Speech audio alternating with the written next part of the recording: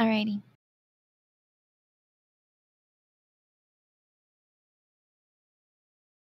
Everyone who has a question, jump onto General AMA 6 p.m. 10th April. We will open that channel up right now for your questions. Here it is. Oh my gosh, that was fast.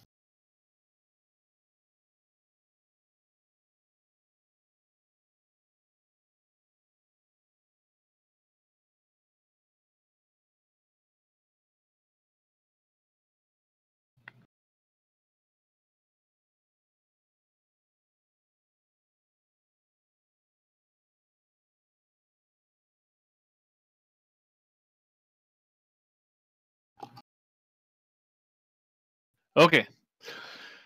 Thanks everybody for coming, showing up here tonight, showing interest, supporting the game, pre-ordering the game. Appreciate all of it.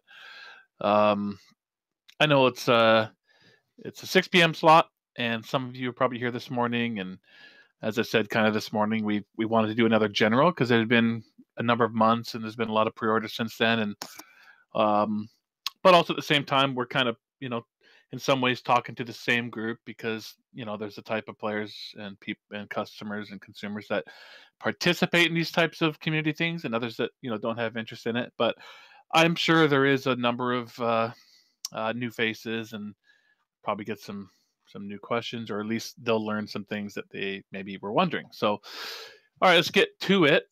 General AMA.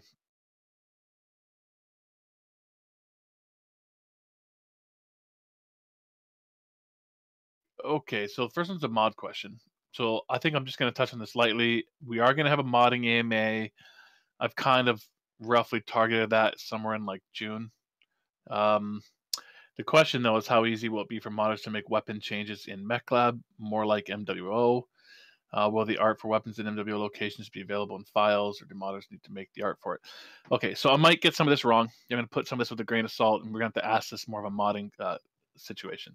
So first off, the MechLab is at its root, code aspect is slot based, very much like MWO.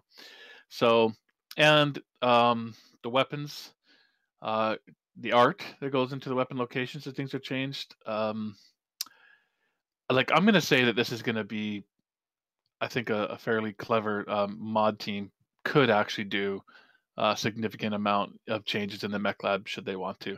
So I think the answer to your question is that it'll be, I don't know, easy is a relative term. Hopelessly complicated for some people and super easy for others. You know how it goes. So I think all in all of this is a very doable modding project if someone wants to, make significant changes to the MechLab to suit maybe a different play style that isn't so worried about the game's meta game and economy, but just want to play it differently. So yeah, I could see that being a target right away for modders. I answered a bunch of these this morning, but that's cool to see that there's some new faces asking different or the same questions. Following the recent controversy regarding Epic, is Mechwarrior 5 still set to be a Steam exclusive? And if not, are there any plans for future non-Steam releases of the game in GOG Origin? Okay, so it was never meant to be or stated that it would be a Steam exclusive. In fact, Steam doesn't really do exclusives. They've told me that themselves. Yeah, so, but yeah, it was going to be a Steam game. And is the plan still to be a Steam game? Yes. But I also did announce this morning that we are integrated with GOG. We have an agreement with GOG. So that was kind of the announcement this morning for GOG. That integration is done, and we're working on that. So we're planning on also releasing it for GOG. Yeah, I think other platforms are possible. Epic, I don't know. Honestly, at the moment, I think I have had one conversation with them, but they are more kind of invite only at the moment, I believe. You can't just sort of, put your game on there. So I don't know about that one, honestly.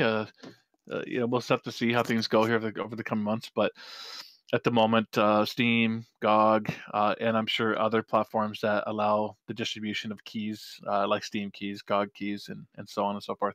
So that's how things sit right now.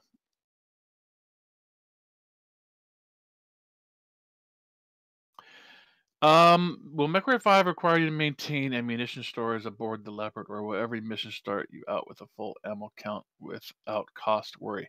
Okay, so I think I'm gonna answer this right.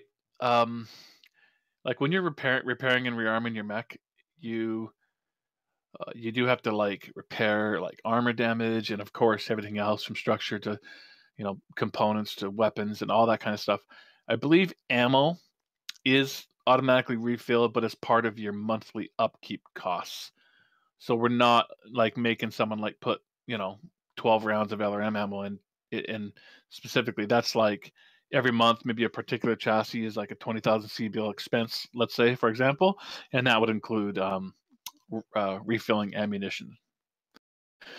So some of these things, I could get slightly wrong. I'll correct those if we need to, but I'm pretty sure that's the design.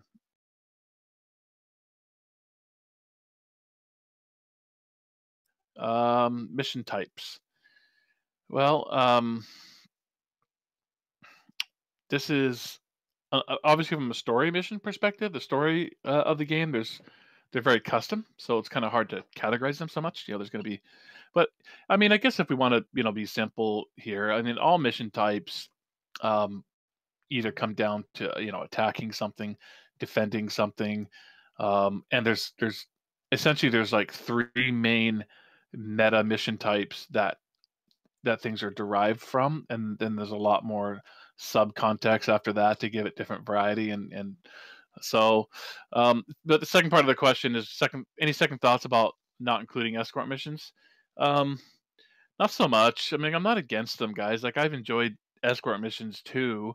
It's just simply that if we wouldn't prioritize time over it onto escort missions until such time as we feel the other ones are awesome. So there's still a possibility to see escort missions, but yes, we have defined exactly what the mission types are. I don't have my notes sitting in front of me, so I'm not going to try to get more detailed than that, or I'll miss something. Will the market be based on what is all available, or will the market be based on what planet you are orbiting at the time? Yeah. So the market's local. I think the way it is currently, there is multiple markets too. Like for example, you'll pull into a system, and you might see two markets. For example, one is like if it's Lao space, but Lao is being attacked by Davian, and let's say you're contracted with Davian to attack Lao, so you're going to be seeing both markets, and you're going to see a price difference based on faction standings with each one. So there might be different stuff in each one, but um, one might be a little more expensive for you than the other based on what your current alignment is in factions and who you're fighting for. So uh, that's the current design. It's possible. I mean, we'll see how that if we can get that to bounce and feel really great. That I think that sounds really cool. But at the very least, there's certainly going to be like a per system market. It could be possible that a particular system doesn't have a market, I suppose. I'm not sure if we've confirmed that to be the case yet in the game, but yes, it's about the system you're currently in, not like a global market.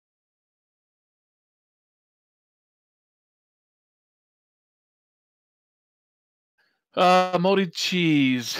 Um, doesn't want this to be a spoiler, but what was your favorite level to work on or look forward to playing?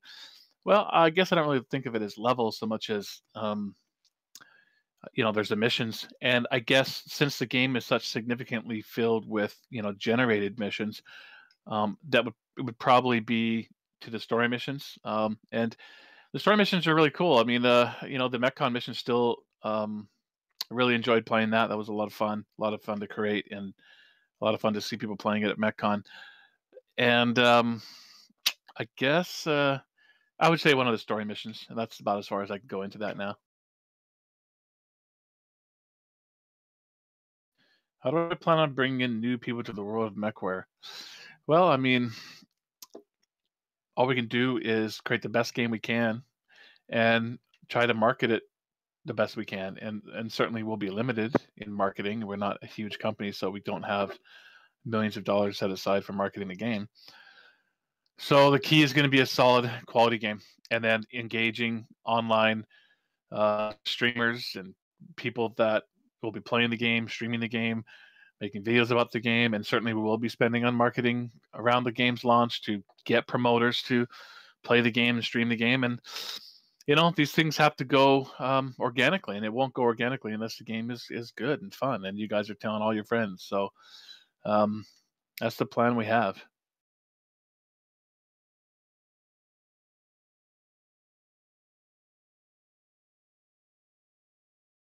On the Mech Lab, question is on the Mech Lab, is it based on number of slots or type of weapon? It's based on the type of weapon. So again, like a Centurion, we're not talking Hero Mech here, Yenlo Wang or something, CN9D. It's an autocannon 10. And so there are different autocannon 10s you can put in there. And you can choose to not have an autocannon 10 and to load up in other areas. But so it's still slot based. There's still significant changes you can do to your mech, but it's just not a um, inflated hardpoint system essentially. And a mech is built to handle an autocannon 10, and that allows us. So when that Yan Lo Wang, for example, just by way of example, shows up, it's an autocannon 20. It's different. It's unique. You can't create that with any other variant. Same goes with one that may have an autocannon 5 or something like that. So that when you bump into that one with a different weapon type, it's meaningful.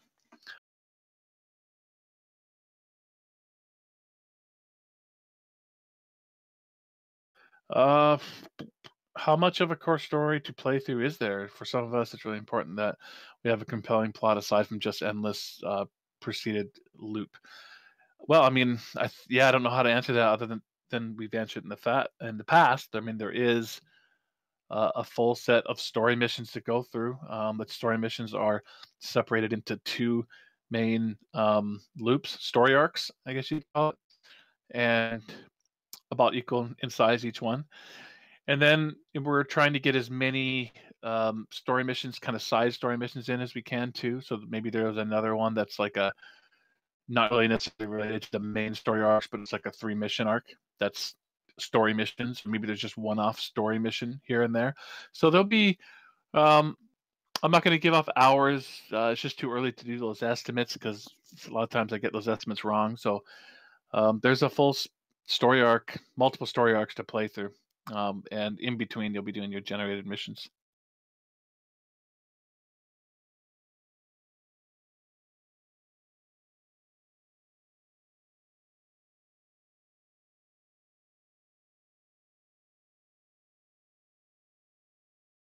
Well, there's a comment. Dark Marauders here asking if we can basically turn off the entire metagame and just make it a very simple, like, destroy mechs situation. Not the main campaign, Dark Marauder. The campaign is built this way because we feel like it's what the vast majority of Mechwarrior players want to play. But that's not about instant action, and that could be your best friend.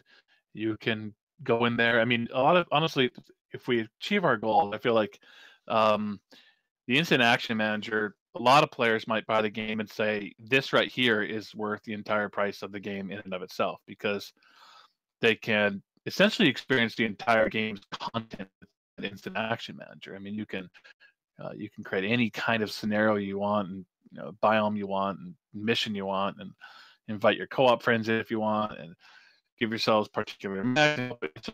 You can set up an entire mission and just play it and run out and destroy everything in sight. Really, just like a mission. Um, and so that's really what you're looking for. And then the campaign is giving you that whole, okay, here you are, like, single player campaign, and work your way through it. So I think you can absolutely find what you're looking for in the instant action manager. Will a computer that can run MWO run MW5?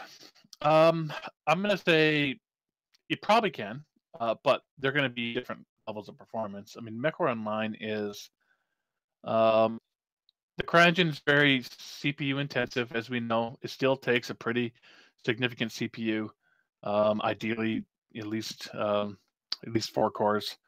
Uh, Ideally, like a 4-core i5 or better. And there's some i3s, and there's you guys know what the MWO machines are, and a lot of those same CPUs would probably do decently at Mechwarrior 5.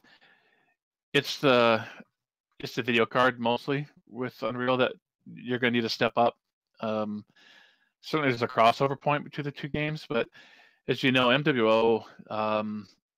In fact, we had a lot of development machines in the office that were like GTX 770s or something like that. And they ran Mechwarrior online pretty good. They were high settings, even medium to high settings with good resolution. And that video card, although it'd run Mechwarrior 5, it wouldn't be so great. It'd be on the low end of the spec situation. So the answer is yes, there's a crossover point that it will, but certainly you're not playing it at higher or extra high settings with an MW video card.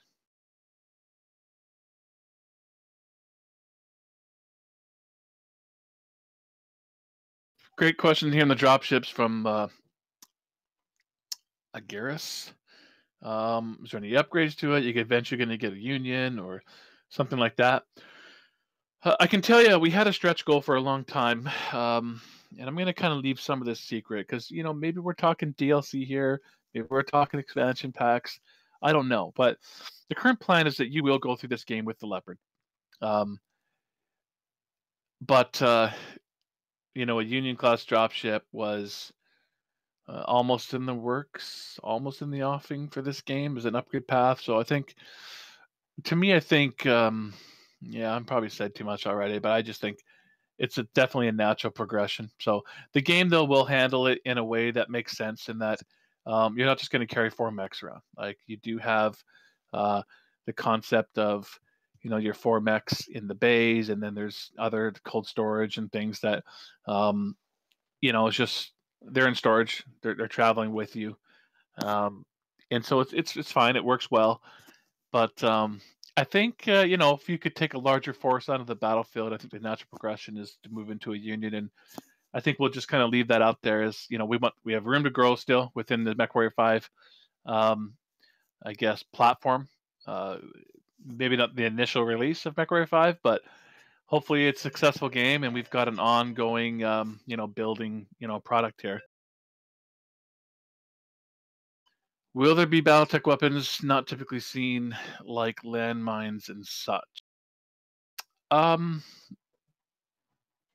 typically seen. I'm not sure about that. Like, everything that you use or see in the game or fight in the game, I think is visible, whether it's vehicles, turrets, things like that. It could be airstrikes and some things like that that aren't necessarily seen, I suppose. But I don't think we've talked about landmines.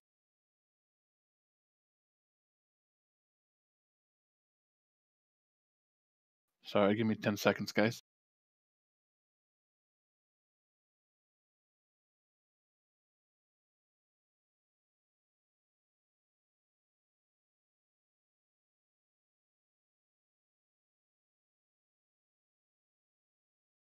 How are you going to tell the story through cutscenes, sketch scenes like Battletech, or text scroll?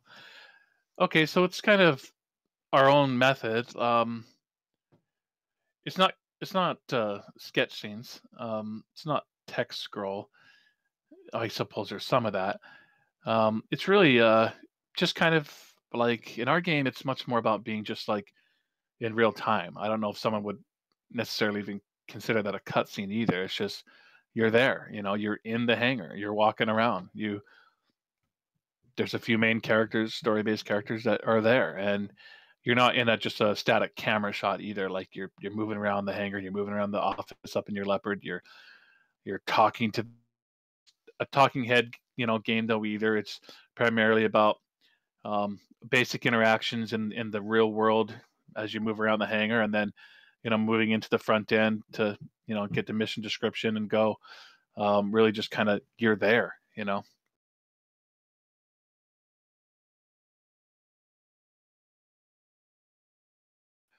Will you be able to share salvage and items with teammates in the campaign? Um, to be determined. It's not the base MVP goal. Base MVP goal is to make sure you're playing with your teammates, and obviously, this is not a this is not a server-based game. This isn't like there's a central server you're connecting to, and then you're getting a matchmaker, and it's putting some players together in a co-op game, and then they're getting rewards and bringing those rewards back. It's much more just it's a single player game, and you happen to be sharing that single player game with one of your friends once in a while. And certainly if you go into the instant action manager and play a game, there's no real need or sense that you need to bring resources back into your campaign because you're not playing your campaign. So there is still a few things we're exploring. If you and your friends are all playing your own campaigns, but you're joining up with each other. I think we're still having some discussions, and there's maybe some slight possibilities of like something basic happening, but it won't be something complex where there's a large server infrastructure tracking things and such. It's going to be about peer-to-peer connections, and maybe there's something simple going back the other way to reward the player for the time they spent in their friends campaign. But I don't view it as critical. I think a lot of people, as they think about the game, they're kind of thinking more of a server infrastructure type of game, but this is really single player game and whatnot. So I like the question. There's a few things we're still thinking about there. So we'll just have to keep you updated as we move along.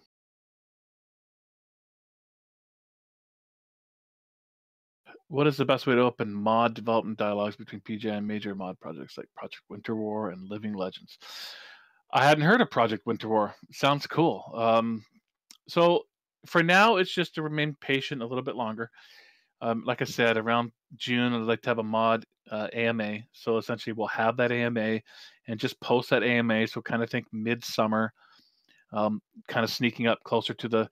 It's going to be closest to the launch window because I talked this morning. There isn't like a notion of like getting like all the mod tools like previous to the game's release. I mean, you're probably looking at in and around the game's release. Modding the games would be very similar to any Unreal Engine type of product. We certainly plan on having the AMA. Certainly plan on providing some sort of like PDF style like instructions on how to mod Mechwarrior 5. There's the channel in here, and Brian Ekman's going to be kind of fronting a lot of those conversations. And so I guess for now, it's just sort of remain patient, continue the designs on your mods, and we'll have the AMA in June, and we'll start establishing contact then. And as we approach the game's release, you'll get more and more information. So really looking forward to the mod scene. I is very excited about having a game that has a really active mod scene.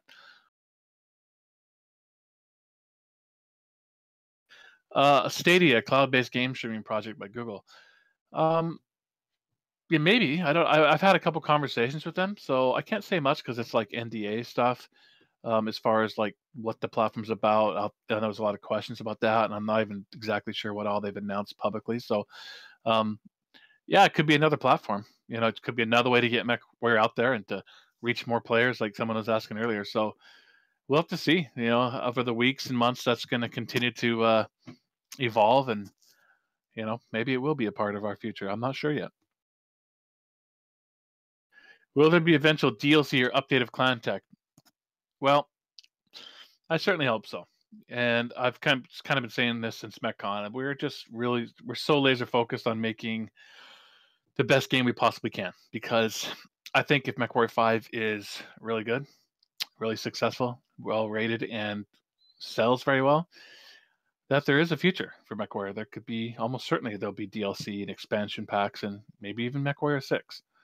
Maybe one of those DLC packs is the clan invasion, or maybe we think that deserves its very own full featured game.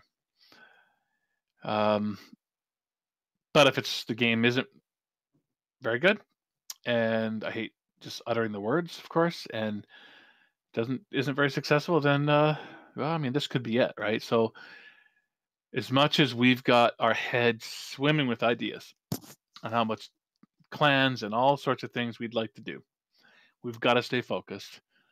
We've got to ship the best game we possibly can. So I certainly hope so. And I certainly feel in my heart there will be, Casey.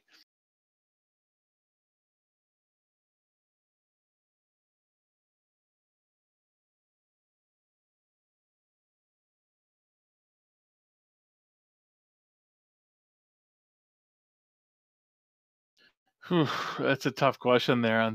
He's saying basically if we're making DLC and then modders make the same DLC, are we going to be mad, or how are we going to respond? Well, let's not try to answer that right now.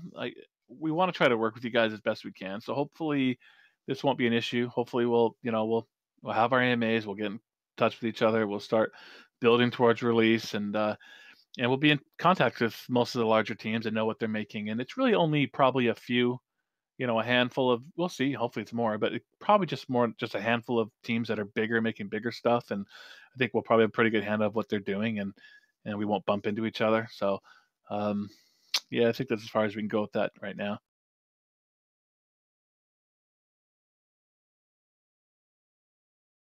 Um,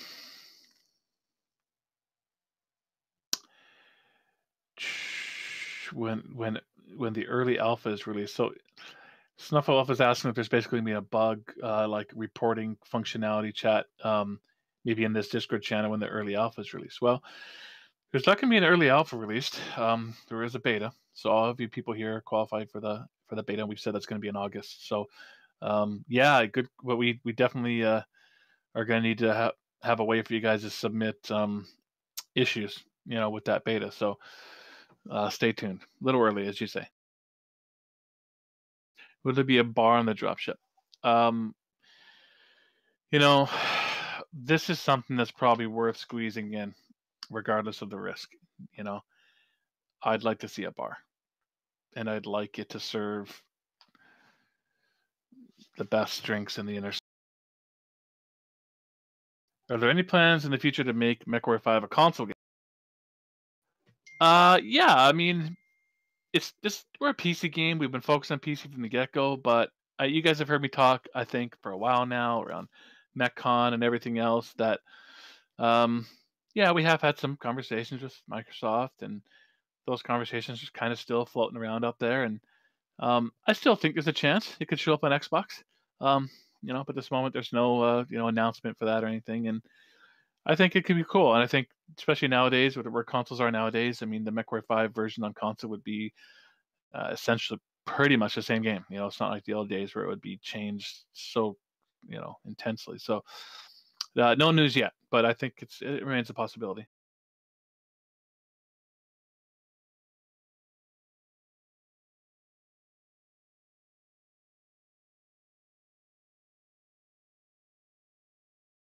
Will there be general improvements to mechs impacting buildings? The early mechs had, you know what? Dave Forsey's probably listening. He just smirks every time he hears this. He, yeah, he was against the tuning that we put in for MechCon, that you just went through them so easily.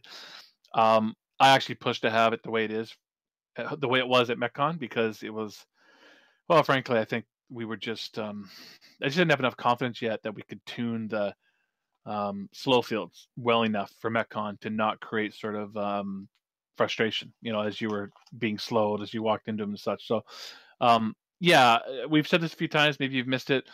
Those slow fields around the buildings are very tunable, and it should be tuned, even if you're in a Locust or an Atlas, and the way it feels when you go into it. But it'll always feel like, I mean, I think even an Atlas walking into the, lightest structured building is going to feel at least a little something. So, yes, there will be.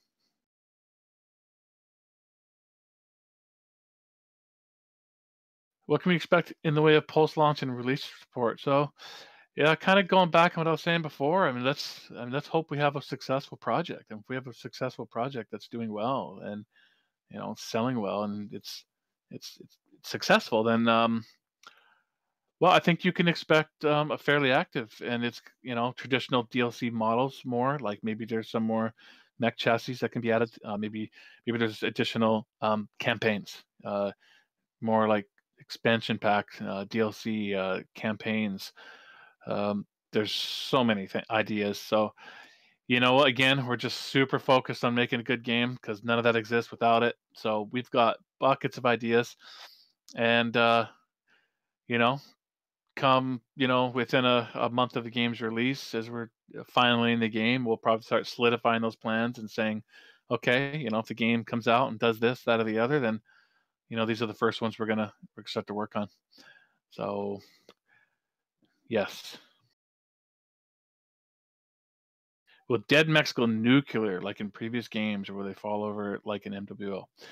Uh, um, they'll fall over like an MWO, but they they might go nuclear. It's certainly not going to be Mechwarrior 4. Like, we're not every single mech's going to blow up. Um, it remains. I think it's the best way to describe it is it's a possibility one could go whatever they call that. They don't call it nuclear, do they? I'm gonna get hit on general chat right now for like what it was called. Okay, well, the fusion reactor. Boom.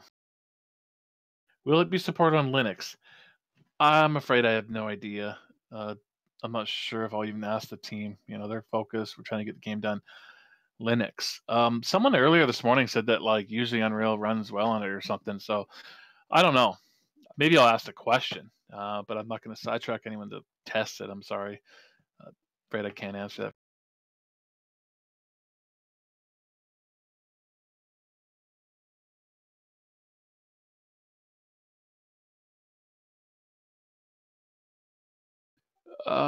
Boy, let me see. I'm trying to decide. Will there be building terrain?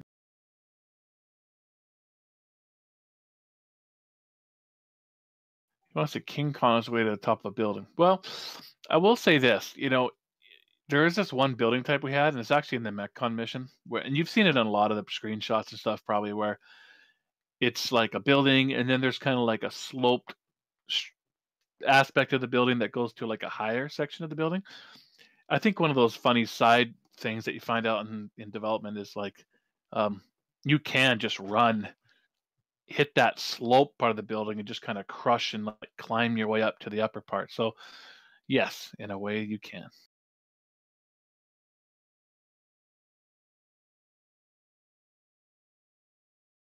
Will max heat thresholds be static for each mech or increase by adding heat sinks like an MWO? Well, a lot of you guys and Chris and all these bounce super nerds understand the heat system really in depth in MWO, so I'm not going to try to talk to that, but you can add heat sinks. So like again in the mech lab, you can choose to, I don't want this small laser, and I don't need that much ammunition or whatever, and I can do with a little less armor in my back, and you can still do all those things, those fine tunings in the mech lab, and then that might free up um, space for a couple heat sinks, and then you can throw some more heat sinks in some spots, and obviously increase the cooling of your mech. So yeah, you can affect those things via the mech lab.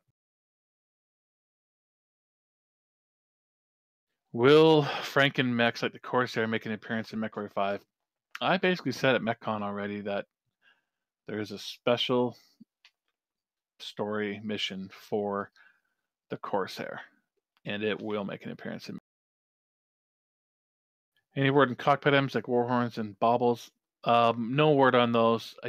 Probably not. I don't see it happening. And MechWarrior 5 doesn't have a, like a hard currency shop type thing like a Mech Online does. I know you wouldn't necessarily have to have that to do that. You can just, but at the moment, mech customization is in the form of patterns, and we've talked in the past about having decal patterns, not in the projector form like we have in MWO, but in the pattern sense.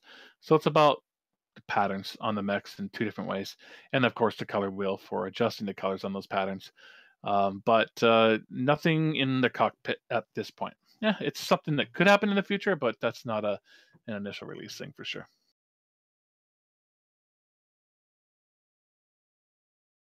Will the new LRM behavior from NW be seen in Mechwarrior 5?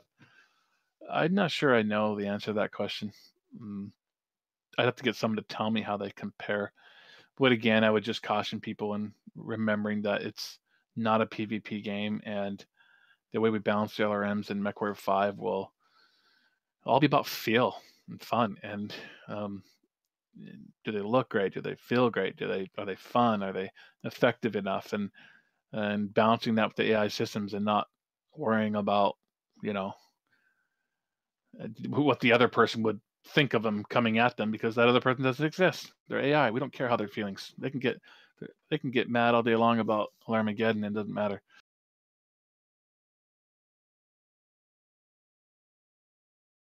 Will the soundtrack be awesome 80s meta with synth? I'm not sure I'd describe it as 80s meta with synth, but it's definitely a mercenary soundtrack. It's got some metal to it for sure.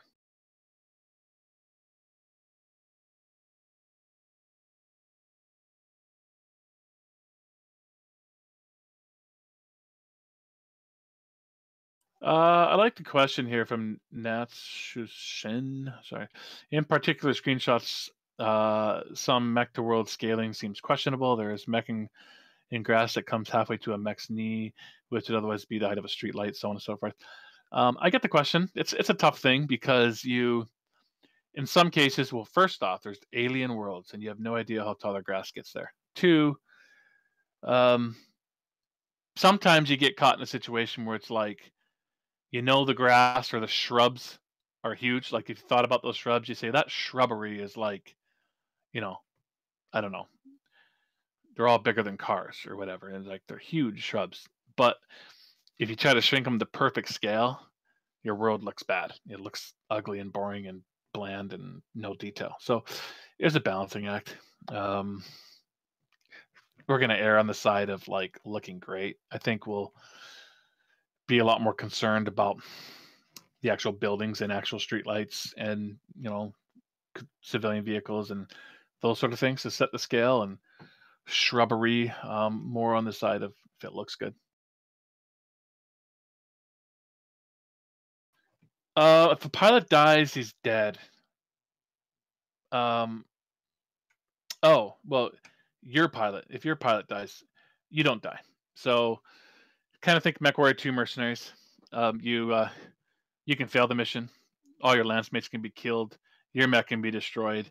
But essentially, you're back and saying, like, you failed. And it cost you an arm and a leg. And you're now looking at $1.5 million in C-bill in repairs. And you might need to hire new pilots and so on and so forth. But it's not like oh, you died, game over. That just turns into a save load game. So, no, we thought it was more important to truly make the metagame experience come alive is for that you need to experience the loss. In order to experience the loss, you need to essentially have lived and said, mission fail, here's all your expenses.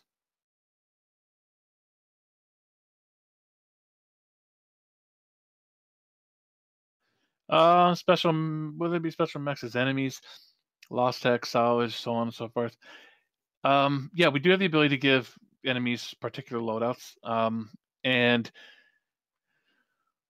lost tech or something. I'm gonna kind of tread lightly here because we might be stepping on some story missions. We might be stepping on a few different things, but I'll just say like all that's possible, within the systems, within the enemy mech's loadouts, and within the ability to salvage, so on and so forth.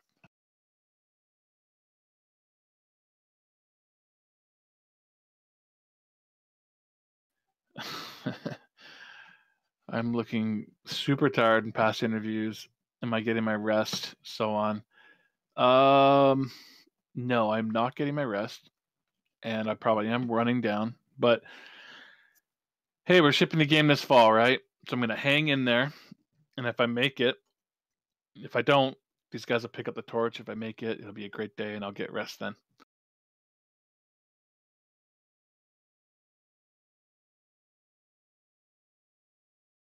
I am gonna start to move along a little bit quicker here because there's just so many to get to.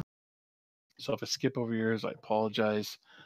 Will it be player-controlled artillery airstrikes? Unconfirmed. Are there any plans for significant marketing, TV ads, YouTube ads, Microsoft sponsorship? Well, TV ads, almost certainly not. Not unless we, take on a whole new like publisher or something. That's insanely expensive. YouTube ads, sure. YouTube influencers, yes. That all that kind of stuff. Microsoft sponsorship, I don't know. We'll see. You never know on that. Maybe we'll know by summer, leading into the fall. So yes, there'll be some marketing. I know a lot of people out there would love to hear that we've got 10 million set aside for marketing because you guys love the game and love the brand, and you want to be successful. So there could be more games, and that everyone can love Mechwarrior. And I want the same thing you want. The reality is that no, we won't be millions and millions of dollars worth of marketing. The key is to make a really great game and spend the money we do have for marketing very wisely, and try to get this thing to take off organically.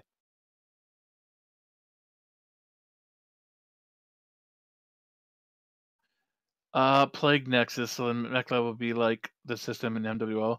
I'm gonna skip this because I've answered it a couple times this morning, a couple times already today. I think it's pretty clear, and I think if you go back to the AMA recaps that people do, I think you'll get your answer. It's very similar in a very slot-based system. You can do most of all the same things you can in Mechwarrior Online, but there is a significant difference when it comes to weapons and hard points, and based on the market system of the metagame and so on and so forth.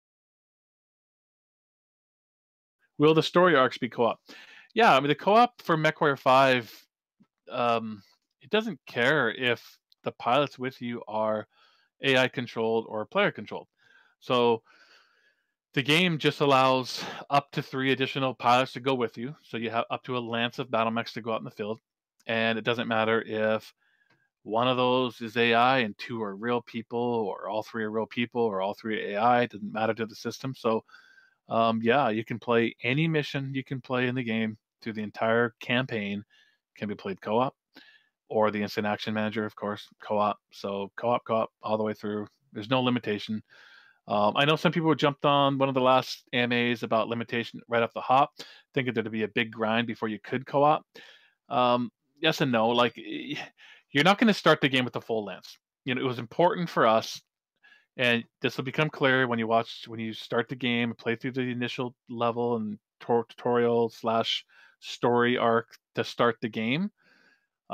Significant events lead to the story, and you start out um, with not very much. And I think that was a critical part for us, both for the storytelling and for the notion of truly building your mercenary unit. And but there is a set of you start out with a small handful of story missions, and I would say it's not very far in, less than an hour. I'm guesstimating here. Don't hang me by these, but you'll have another mech, and I hate talking about this on the way I sound like this because I don't want to be giving anything away, but I just want people to understand that uh, there's very very little restriction to getting into co-op, even in the very early game. Very small window of going through some story missions and setting things up until you can start playing some co-op, and the instant action manager is available there right away. But yes, in order for a player to come play in your co-op match, you need to have a mech for them to play in. So that's the only restriction.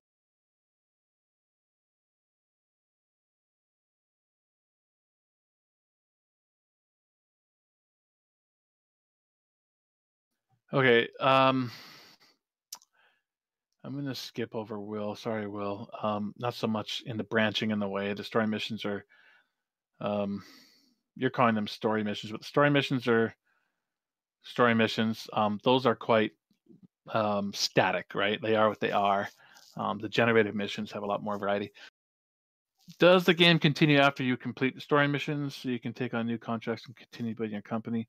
Yeah, I think we've been debating this. There's no reason it couldn't continue on.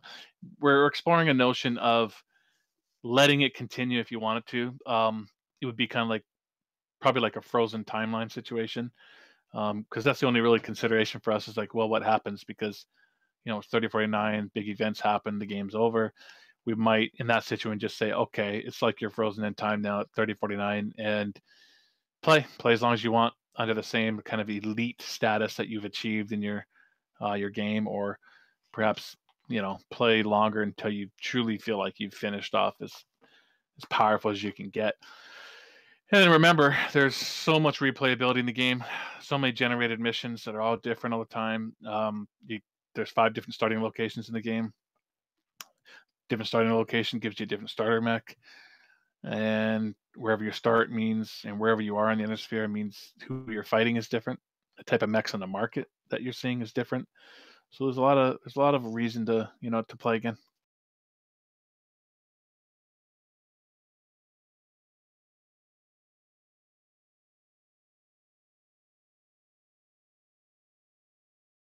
Yeah, Moldy, we answered this morning, but I guess you want everyone to hear it.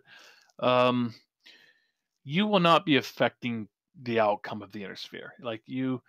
The story missions obviously is you're a major player in the story missions. They're your story arc. You're there to affect them entirely and change things drastically and to win and succeed and to dominate those storylines. The generated missions, though, I mean, you're going to work for the great houses. You are fighting Lao for Davian, or Karita for Davian, or so on and so forth. And you can win those battles and win those encounters and do great, get lots of reputation and sea bills and salvage. But ultimately, the map of the inner sphere is going to go the way that it goes, and it's going to change the way that it changed, and you will not be preventing history from moving forward in the way that it is. So I suppose you feel in.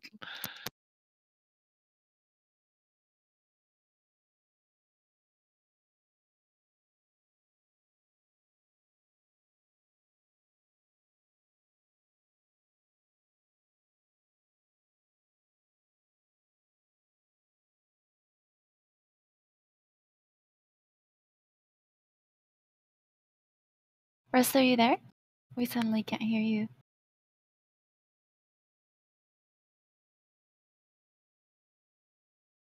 I think the microphone stopped working.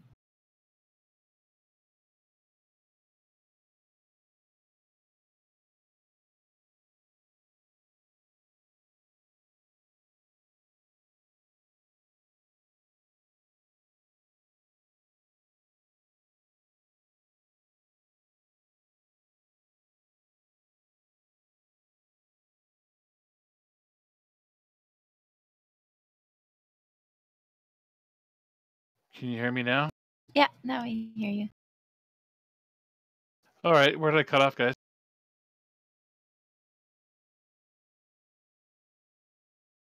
Do we care about where I cut off? See, maybe one of them will. All right. Well, yeah, sorry about that. I had this Razer headset, and apparently, as I was maybe fiddling with the thing, I pushed it in a little bit, and so a little red ring came out. I noticed, and it shut down. Anyhow, I was just saying about the story arc thing. Like, I don't think you're ever gonna feel insignificant. I really feel like you're gonna feel like you have a major part to play, and that's going to come through the story arc. The other missions are going to be about succeeding so that you can win at the story arc. I don't think you're ever going to feel like, oh man, how come I'm not affecting the global aspect of the inner sphere? I really don't think that it's going to come across that way.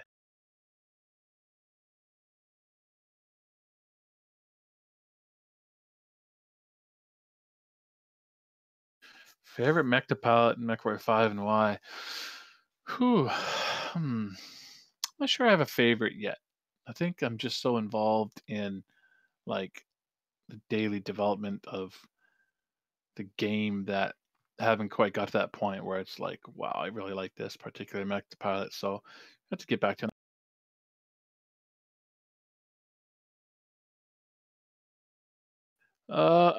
So Iggy Mech Smasher says, would it be possible to choose what slot a weapon goes into? Like, for example, if I were to choose a Stalker, would I be able to put a medium laser in the higher arm mount or the lower one?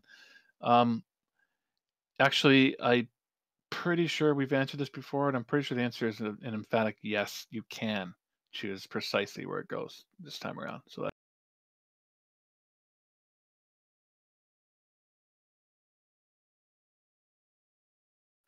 Will you have a home base? No, I don't think there's not really like a home base. Your dropship wherever you are is currently your home base. It's not like you've been gifted a planet or something like that, like the Great F Legion or something. You're traveling. You're out there. You're uncovering some mysteries. You're solving the storyline. You're becoming elite.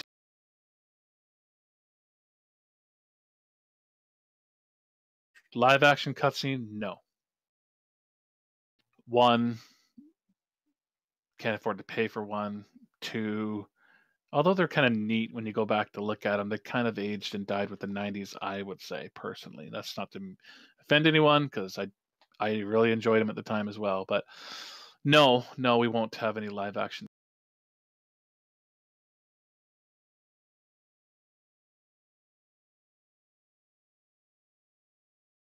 What kind of customizations will there be for the unit? For example, can you choose pilots to hire from planets you go to or make custom paint colors for your mechs? You can choose to hire the pilots and the planets you go to, and custom color. I mean, I think the answer is yes to what you're saying. Like, when I see custom paint colors, I'm thinking of someone going into Photoshop and creating a color and importing it. Well, that'd be like a mod situation, but maybe you just mean, can you go into the Mech Lab and go to the Mech customization panel and like give yourself like the hot rod theme or whatever. Yeah, you can. So a lot of patterns, just like in Mech Online, there's all sorts of patterns to choose from. You can change the colors on those patterns. You can put decal patterns over those patterns, and yes, it's gonna be rad. If DLC is added in for the purpose of a co-op mission, will all players need the DLC or just the host? Well, I admit I hadn't really thought about this yet, but again, we're focused. If we get to that point where we make a DLC, then that'd be great. Um, but I would expect that it's pretty standard. I think that you can't. Everyone would have to have a DLC. Again, this isn't a server-based game. I mean, we're not making everyone patch, and stuff like that. Like as far as the latest patch, the latest content. Like if you've got content on your machine that isn't on their machine, it's not on their machine. So DLC is what puts it on the machine, not like a monthly patch like NWO. So yeah, I think everyone would have to own the DLC. I love this question. Get it every time. What made you guys think of using Unreal 4, and is there any plans to remake MWO and Unreal 4 for an update? Well, we want to use Unreal 4 because I mean, I was going to keep this simple. I just think it was the de facto engine choice to use. Is the best, the most advanced, the most next gen, the most awesomest. And we did a full assessment. There was a CryEngine 5, and we had this, and we still felt like the tool sets with Unreal is just a lot more powerful, and that we could still create and develop Mechwarrior 5, make a better game in a shorter period of time than working with CryEngine or updating the current MWO base or anything.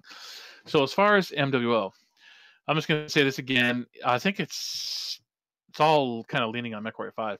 Mechwarrior 5's got to come out. It's got to be good. It's got to be successful. It's got to be great. And if it is, there'll be more runway. And then who knows after that? And maybe there is MWO update or something, but like a major one. I mean, But right now, it's all about Mechwarrior 5 and getting it shipped.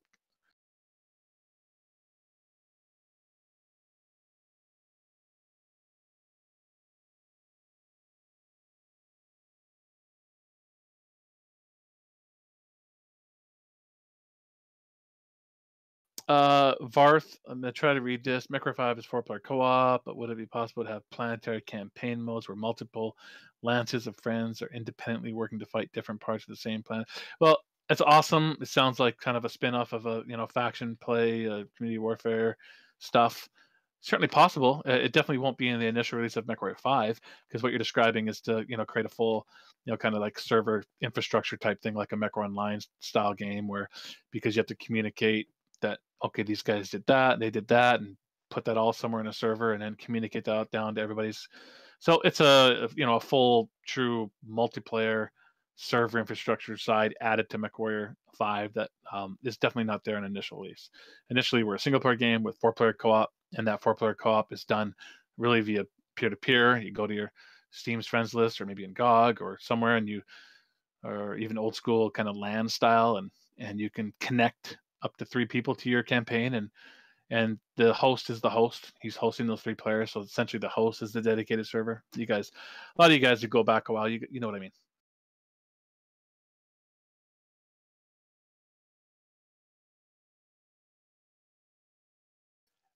Yeah, I mean, Dross, your friends are just kind of along for the ride. I mean, there's really no way in Mechwarrior 5 to sort of combine your merc unit. Like, again, you guys are free to roleplay any way you want. I mean, you guys want to. It sounds like what you want to do is say, "Hey guys, we're only playing this campaign together. We're going to get together on Tuesday, Thursday, and Sunday nights at 7 o'clock and play for 2 hours, and we're going to play this campaign together."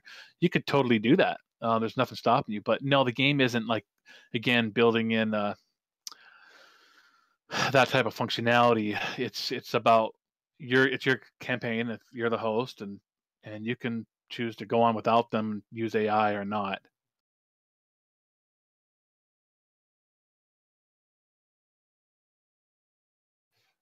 Next one's about modders. Could they like push past that 4-player limit?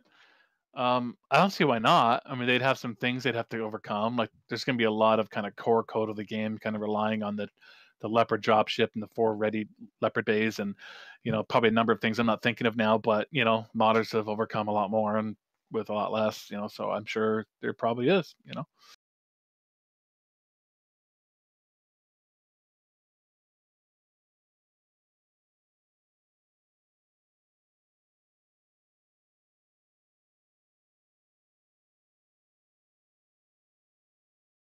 Do I think all the DLCs would be free for all players? Will it be paid for on top of it? I would say that totally depends on the DLC. I certainly think it's possible we'll have free DLC, that everyone can have, but it's probably very possible that some will be that won't be free. It's hard to determine. It really depends. If the game is just super successful, then who knows? Maybe it'll be important for us to have major releases to keep, the momentum rolling off of this, a big success. And it's really hard to determine those things now. But again, smaller items and things could be just free DLC, but then major, campaign expansion packs would not be. So I think you guys understand. Have you guys finished adding the mech models, or are they still being worked on? Yeah, they're all added. I believe. 90% sure on my answer. They're all in. All the damage states are in. All the patterns are in. In pretty good shape there. Sorry, 1 minute.